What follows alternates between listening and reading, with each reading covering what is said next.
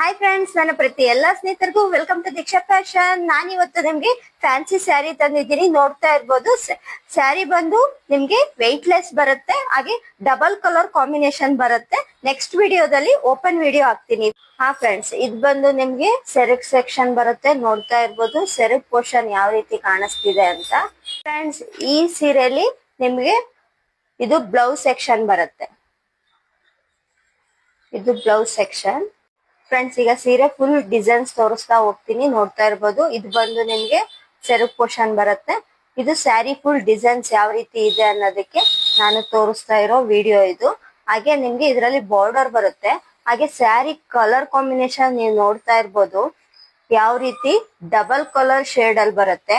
ಹಾಗೆ flowers designs ಅಲ್ಲಿ, ಅಂದ್ರೆ ಲೀವ್ಸ್ ಡಿಸೈನ್ಸ್ ಅಲ್ಲಿ ಬರುತ್ತೆ.